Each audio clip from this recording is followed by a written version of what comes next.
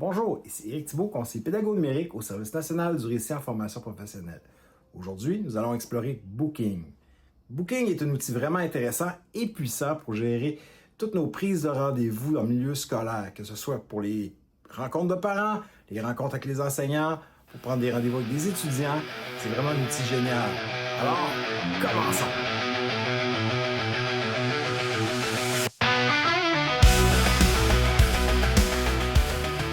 Bonjour à tous. Présentement, je vais utiliser la version web de Microsoft 365. Là, comme on voit, je me suis connecté ici avec, mon compte Microsoft 365. Donc, tout devrait être beau. Si vous avez des problèmes à vous connecter avec votre Microsoft 365, vous pouvez nous écrire, on va vous aider, il n'y a pas de problème. C'est des outils quand même qui sont fournis par les centres de services scolaires tout à fait gratuitement. Donc, je vais aller ici. Dans les trois petits points, ici, trouver mon booking. Si je ne le vois pas ici, booking, je peux taper ici, booking. Il sort directement ici. Sinon, je peux aller dans plus d'applications ici. Et là, je vais avoir un paquet d'applications qui vont arriver. Et je devrais le trouver là, quelque part ici. J'ai sûrement même déjà passé. Ah, il y a le premier ici, booking. Donc, facile à trouver. On démarre Bookings.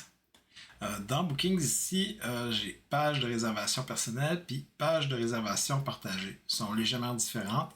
La grande différence, c'est partagé si on veut être 2, 3 s'en occuper. Mettons 2 directions qui ont la même page pour les réservations ou parce que c'est des réservations conjointes, parce que tu as 2 personnes qui vont être là.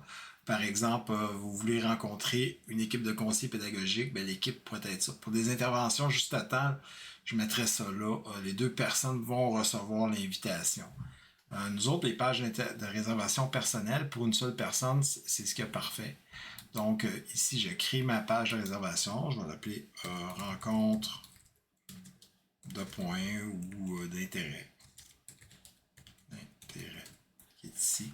Je peux lui donner une catégorie ici, une couleur, ou je peux lui donner une nouvelle catégorie ici. Je peux l'appeler techno. C'est pour parler de réalité virtuelle, admettons. Ici, je peux le mettre ici. Enregistrer. Réserver du temps, ça c'est bien. La rencontre Teams est ici. Rencontre d'intérêt, si je pourrais changer, je vais mettre RV. Donc on sait que c'est pour la RV. Je pourrais mettre plusieurs sujets, ça peut être intéressant comme de créer plusieurs fois la même rencontre, le même horaire. Du reste de plusieurs sujets, je sais que la personne va vouloir me parler de ça ici. Public et privé. Public, c'est quand je veux que même les gens de l'extérieur puissent réserver. Donc, ça peut être des partenaires ou des parents. Donc, je mets ça privé. Quand c'est juste du monde de mon centre de service, donc c'est pour mes enseignants, je peux le mettre privé parce qu'ils doivent se connecter avec la connexion Microsoft. Donc, c'est intéressant. Les heures de réunion régulières, c'est ceux que vous avez configurés dans Microsoft. Là, on peut le regarder ici. Là. On va voir, ici, je suis dans mon application Outlook. Ici, donc, c'est mes heures de travail que j'ai mis ici. Je mets tout le temps jusqu'à 17h, moi, parce que parfois je dépasse un petit peu. Là. Donc, c'est ici. Je peux fermer ça ici. On va tourner ici. Donc, moi, je vais prendre l'option avancée. Et si je veux des heures personnalisées, on va l'offrir mardi, mercredi, jeudi. Donc, lundi et vendredi, je vais l'enlever ici. C'est parfait comme ça ici. Bien. Donc, si je peux envoyer un rappel à la personne qui a réservé du temps, ben, c'est bien ça. Je peux écrire un petit message comme vous avez bien reçu votre demande, votre temps est réservé. Ça peut être intéressant. Puis un suivi, c'est à la fin de la rencontre. C'est peut-être pour renvoyer un lien pour une prochaine rencontre. Donc, ça se fait automatiquement. Donc, je vais faire enregistrer ici. J'ai 3 rencontres ici, mais rencontre d'intérêt RV, rencontre de parents, rencontre de parents. Donc, je peux effacer ceux-là, supprimer. Je vais effacer ceux-là, supprimer. Parfait. Donc, ici, je vais avoir un aperçu de ma page de réservation qui est ici. Donc, est ici.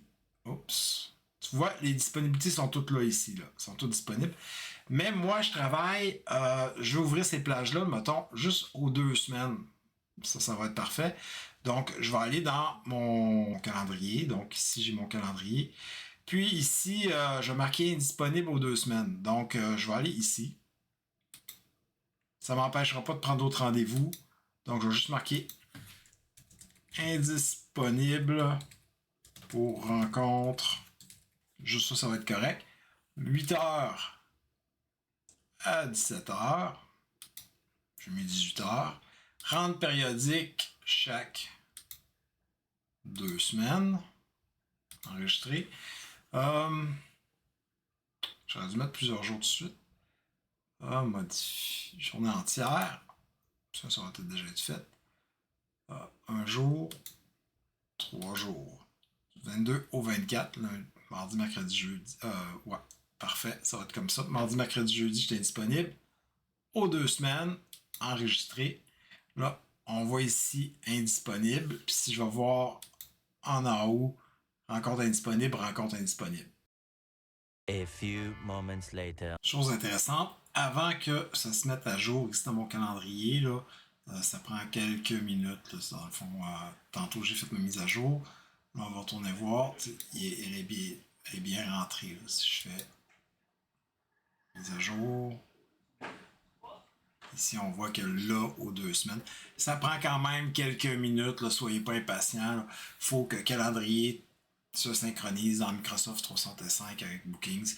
Donc, ça va prendre un petit peu de temps. C'est intéressant, quand je mets un type de rencontre d'intérêt comme ça, ici, personnel, il ne s'intègre pas automatiquement dans mon courriel. Donc, je vais aller l'ajouter. Donc, on va aller ici, dans mon courriel ici. Donc, on va aller dans ma signature.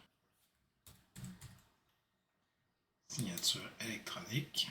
Donc, dans le compte signature, ici. Je vais aller écrire en bas. Réserver un temps pour discuter avec moi.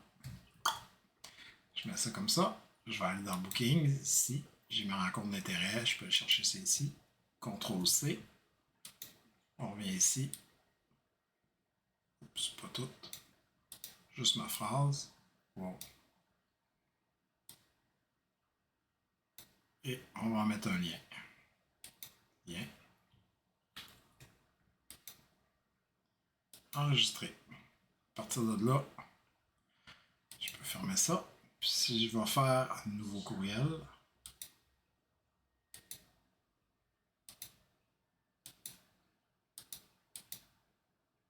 accueil, nouveau message, réserver un temps pour discuter avec moi. Et c'est ma page qui apparaît ici. Un petit truc intéressant que je partage, c'est moi j'ai un fichier qui s'appelle lien important partageable qui est tout le temps sur mon bureau. Donc toutes les fois que j'ai une rencontre, toutes les fois que j'ai peu importe, j'ai toujours ce fichier-là qui est prêt à être ouvert et je l'ouvre au besoin. On voit ici qu'il y a mon courriel, l'adresse de mon blog, plusieurs adresses qui sont intéressantes.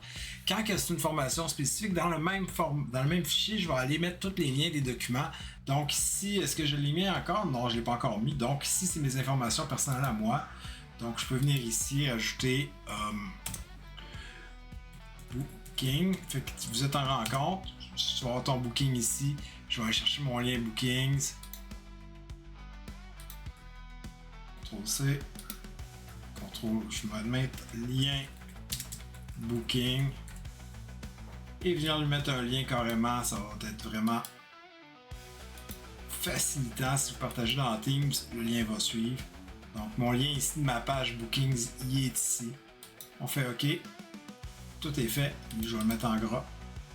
C'était mon petit truc et astuce qui m'aide beaucoup à être productif et ne pas avoir l'air perdu à chercher des liens tout le temps lorsque je suis en rencontre. J'espère que vous avez apprécié ce court tutoriel d'initiation à Bookings.